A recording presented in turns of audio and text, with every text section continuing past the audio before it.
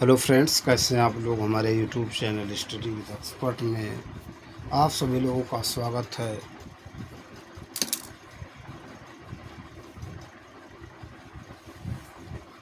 एक बार फिर हम प्रीवियस ईयर के कुछ इम्पोर्टेंट क्वेश्चन लेकर के आए हुए हैं।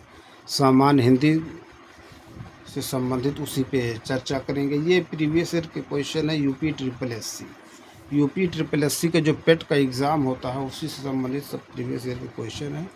चर्चा करेंगे। आप लोग भी ज़्यादा से ज़्यादा प्रैक्टिस कीजिए, रिवीजन कीजिए और अपना नोट्स बनाइए और हमारे YouTube channel study with expert को ज़्यादा से ज़्यादा लाइक कीजिए, शेयर कीजिए और सब्सक्राइब कीजिए। तो चलिए टाइम को ना वेस्ट करते हुए टॉपिक पे आते हैं। पहला क्वेश्चन कह रहे दो समीपवर्ती वर्णों के मेल से जो विकार परिवर्तन होता है वह कहलाता है अवयव प्रत्यय समास संधि। तो दो समीपवर्ती वर्णों के मेल से जो विकार परिवर्तन होता है वो संधि कहलाता है। क्या? अगले प्रश्न पे चलते हैं। संधियाँ तीन प्रकार की होती हैं, निम्नलिखित में से कौन सा एक संधि का प्रकार नहीं है? स्वर संधि, व्यंजन संधि, विसर्ग संधि, अनुस्वार संधि।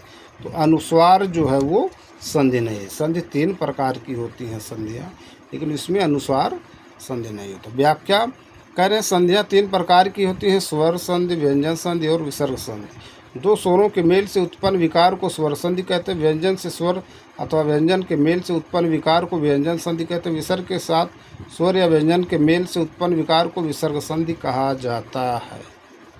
अगले प्रश्न पर चलते हैं। कह रहे हैं संधि कितने प्रकार की होती है? 2, 3, 4, 6। तो संधि जो है वो तीन प्रकार की होती है। अगला प्रश्न कह रहे हैं निम्नलिखित में से कौन सा स्वर संधि का भेद नहीं है? दीर्घ, अनादि, गुण, वृद्ध। तो अनादि जो है वो स्वर संधि का भेद नहीं है। व्याख्या देखते हैं। कह रहे हैं अनादि किसी भी संधि का भेद उपभेद नहीं है, जबकि अयादि स्वर संधि का भेद है।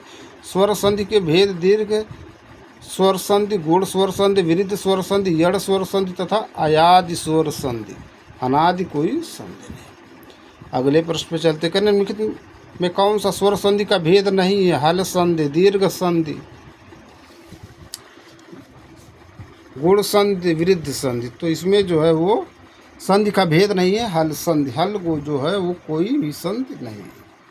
व्याख्या कह रहे हैं हिंदी भाषा में स्वर संधि के 5 भेद हैं। दीर्घ स्वर संधि, गुण स्वर संधि, वृद्ध स्वर संधि, यड़ स्वर संधि तथा अयाद स्वर संधि। अतः स्पष्ट है कि हल संधि स्वर संधि न होकर बल्कि व्यंजन संधि। वास्तव में व्यंजन संधि को ही संस्कृत में हल संधि कहा जाता है तथा स्वर संधि को संस्कृत में अच संधि कहा जाता है। देख लीजिए इसकी व्याख्या, है ना, प्रश्न ये पूछा गया है। अगले प्रश्न पे चलते हैं। कह रहे हैं स्वर संधि कितने प्रकार की होती है? 2, 3, 4, 5। तो स्वर संधि जो वो 5 प्रकार की होती है। अगले प्रश्न पे चलते हैं। दीर्घ संधि, गुण संधि, वृद्ध संधि, यड़ संधि वो अयाद संधि संधि के किस मूल भेद के अंतर्गत सन्निहित है? व्यंजन संधि, स्वर संधि, विसर्ग संधि, उपयुक्त में से कोई नहीं। तो ये है स्वर संधि के अंतर्गत। किसके? स्वर संधि के अंतर्गत। अगले प्रश्न पर चलते हैं। कह रहे हैं रत्नाकर का संधि विच्छेद होगा। रत्नाकर का संधि विच्छेद होगा। रत्न धन आकर, रत्न धन आकार, रत्ना धन कर, रतिधन आकर। तो रत्नाकर का संधि विच्छेद होगा रत्न धन आकर, रत्नाकर, है ना। इसकी व्याख्या देखते हैं। कह रहे हैं रत्नाकर का संधि विच्छेद रत्न धन आकर होगा। इसमें दीर्घ स्वर संधि जब ह्रस्व या दीर्घ स्वर के बाद ह्रस्व या दीर्घ समान स्वर आए तो दोनों के स्थान पर दीर्घ स्वर हो जाता है। अगले प्रश्न में चलते हैं। निम्नलिखित शब्दों में से स्वर संधि को पहचानिए। पुस्तकालय, सदगति, दिग्दर्शन, उज्ज्वल। तो स्वर संधि है पुस्तकालय। सदगति जो है, दिग्दर्शन, उज्ज्वल, ये सब जो है शायद व्यंजन है ना, संधि। व्याख्या देखते हैं।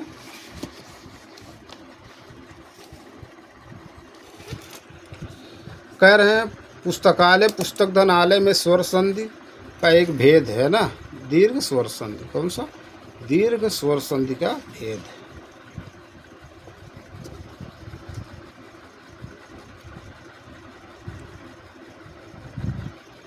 अगले प्रश्न पर चलते हैं। अभीष्ट का सही संधि विग्रह है। अभिधनिष्ठ, अभिधन ईष्ट, अभिधन इष्ट, अभिधन ईष्ट। तो अभीष्ट का सही संधि विग्रह है अभिधन इष्ट, सी ऑप्शन। व्याख्या, अभीष्ट का सही संधि विच्छेद अभिधन इष्ट है। यह दीर्घ स्वर संधि का उदाहरण है। यह दीर्घ स्वर संधि का उदाहरण है। अगले प्रश्न पर चलते हैं। कह रहे वेद प्लस अंत का सही संधि है वेदांत, विद्यांत, वेदनत, वेदंत। तो वेद प्लस अंत का सही संधि है वेदांत। व्याख्या, वेद प्लस अंत का सही संधि वेदांत है। यह दीर्घ स्वर संधि है। अगले प्रश्न पर चलते हैं। संख्यागमन, संख्यागमन का सही संधि विच्छेद है सखी धन आगमन, सखी धन आगमन, सखी धन गमन, सख्या धन गमन। तो सख्यागमन का सही संधि विच्छेद सखी धन आगमन, ये ऑप्शन। व्याख्या देखते हैं। कह रहे हैं यड़ संधि, यड़ संधि के इसकी व्याख्या देखते हैं।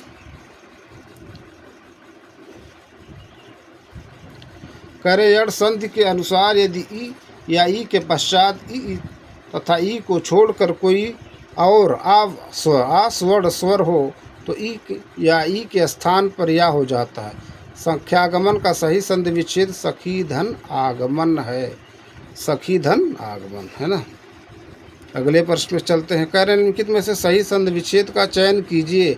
पत्र धन अलय, मरण धन असन्न, वीर धन अंगना, यथा धन आर्थ। सही संधि विच्छेद तो वीर धन अंगना वीरांगना होगा, वीर धन अंगना वीरांगना। इसकी व्याख्या देखते हैं। कह रहे हैं वीर धन अंगना वीरांगना यही संधि विच्छेद है। शेष संधि विच्छेद गलत है। इनके शुद्ध रूप इस प्रकार पत्र धन आलय पत्रालय, मरण धन आसन मरणासन, यथा धनार्थ यथार्थ। अगले प्रश्न पर चलते हैं। कह रहे हैं अभिधन उदय का सही संधि कीजिए। अभिधन उदय का सही संधि कीजिए। अभ्युदय, अभ्योदय, अभिउदय, अभिउदय। तो अभिधन उदय का सही संधि है अभ्युदय। व्याख्या, अभिधन उदय का सही संधि अभ्युदय। इसमें यड़ संधि, कौन सा यड़ संधि है। ये सब प्रीवियस ईयर के क्वेश्चन है, यूपी SSSC का जो पेपर होता है ना, उसी से संबंधित। अगले प्रश्न पर चलते हैं। कह रहे पितृ, पितृ धन इच्छा के योग से कौन सा शब्द होगा। पितृक्षा, पितृक्षा, पितृक्षा, पितृक्षा। तो पितृ धन इच्छा के योग से पितृक्षा कौन सा होगा, पितृक्षा। पितृ धन इच्छा के योग से पितृक्षा है ना, डी ऑप्शन। इसकी व्याख्या देखते हैं। कह रहे हैं पितृ धन इच्छा पितृच्छा होता है। ये यड़ संधि का उदाहरण है। वस्तुतः यड़ संधि के एक नियम री धन ई री होता है। पितृ शब्द के ता वर्ण में री की मात्रा लगी है जो इच्छा शब्द के ई से मिलकर पितृ शब्दांश या शब्द का निर्माण करती है। देख लीजिए, बहुत इंपॉर्टेंट क्वेश्चन है ये, लेटेस्ट क्वेश्चन है 2023।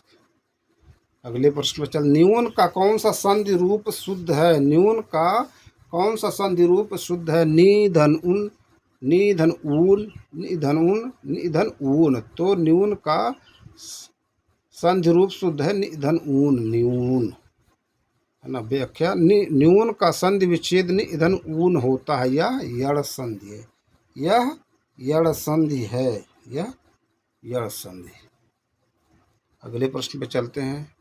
रीति धन अनुसार का संधि विच्छेद। रीति धन अनुसार का संधि, रीति धन अनुसार का संधि, रीति अनुसार, रीति अनुसार, रीति अनुसार, रीति या अनुसार। तो रीति धन अनुसार का संधि है रीति रीत्यानुसार, रीत्यानुसार।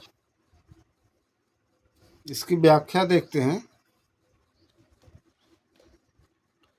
रीति धन अनुसार का सही संधि रीत्यानुसार होती है। यहाँ पर ई प्लस आ या हो रहा है, या यड़ संधि है।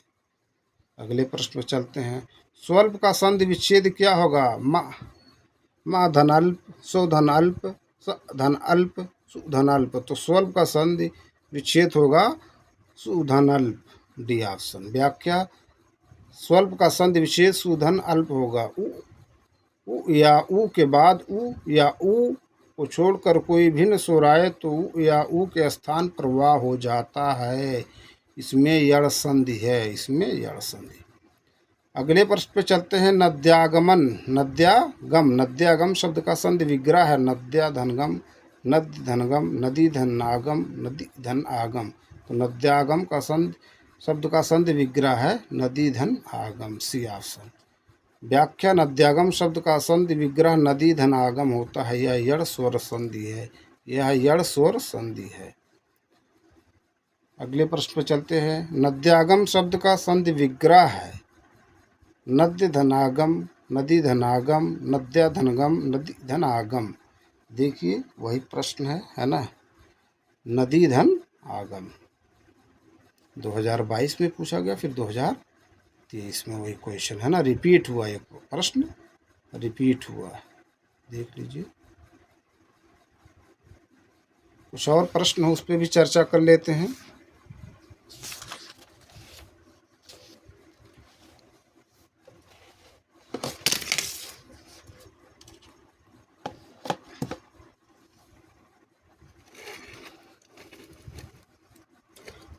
कह रहे हैं इत्यादि शब्द का सही संधि विच्छेद बताइए। इति धन आदि, इति धन आदि, ऐति धनादि, इत्य धनादि। तो इत्यादि शब्द का सही संधि विच्छेद है इति धन आदि, बी ऑप्शन। इति धन आदि इत्यादि, इत्यादि का शब्द, इत्यादि शब्द का संधि विच्छेद इति धन आदि या यड़ स्वर संधि, या यड़ स्वर संधि।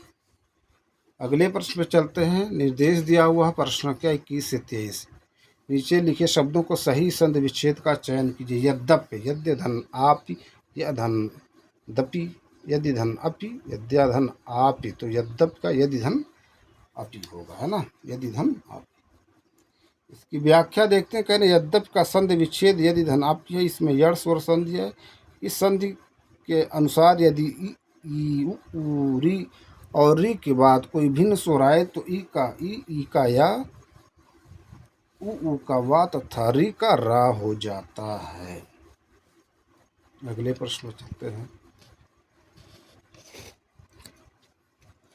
कह रहे तिरस्कार, है ना, क्या करना है इसमें, संधि विच्छेद बताना।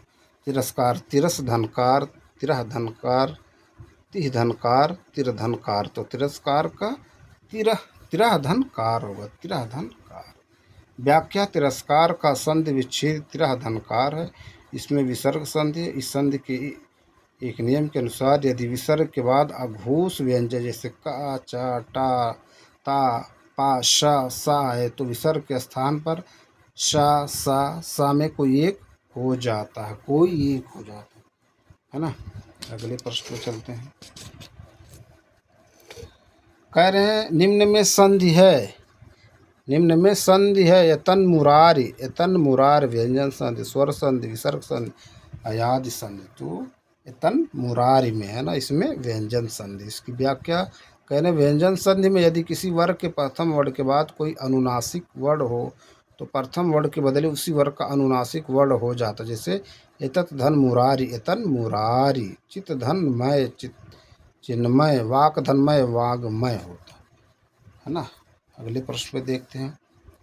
कह रहे हैं निम्नलिखित शब्दों में से विसर्ग, निम्नलिखित शब्दों में से किसमें स्वर संधि है, किसमें स्वर संधि है, स्वर संधि पूछ रहे हैं। तपोगुण, रामायण, अतयो, सज्जन। तो स्वर संधि सत्यधन ये नहीं होगा, है ना, तपा हो जाएगा, अतयो अतः धन हो जाएगा, ये और रामायण। इसकी व्याख्या देखते हैं। कह रहे हैं रामायण का संधि विच्छेद राम धन अयन होता है, यहाँ पर आ प्लस आ मिलकर आ हो जाता है, यह दीर्घ स्वर संधि है। तपोगुण का संधि विच्छेद तपा धन गुण होता है, यह विसर्ग संधि है। सज्जन का संधि विच्छेद सत धनजन होता है, यह व्यंजन संधि है। तो देख लीजिए फ्रेंड्स, ये कुछ इंपॉर्टेंट प्रश्न थे जिस पे हमने चर्चा किया। हम अपने अगले वीडियो में फिर मिलेंगे कुछ नए प्रश्न, नए टॉपिक के साथ। आप लोग ज़्यादा से ज़्यादा रिवीजन कीजिए, प्रैक्टिस कीजिए और अपना नोट्स बनाइए। ज़्यादा से ज़्यादा रिवीजन कीजिए, प्रैक्टिस कीजिए, है ना। और अगर कोई टॉपिक, है ना, मुश्किल और डिफ़िकल्ट है ना, लेंदी है, तो उसका स्पेशल नोट्स बना कर के स्पेशल फोकस कीजिए, ठीक है। कोई एग्ज़ाम इतने, है ना, आसानी से बीट नहीं होता है ना, उसको क्वालिफाई करने के लिए बहुत जो है आपको रणनीति बनानी पड़ती है ना। प्रैक्टिस कीजिए, रिवीजन कीजिए, नोट्स बनाइए, बार बार रिवीजन प्रैक्टिस होते रहना चाहिए। ठीक है, चलिए फिर मिलेंगे किसी और वीडियो में किसी और टॉपिक के साथ। Thank you.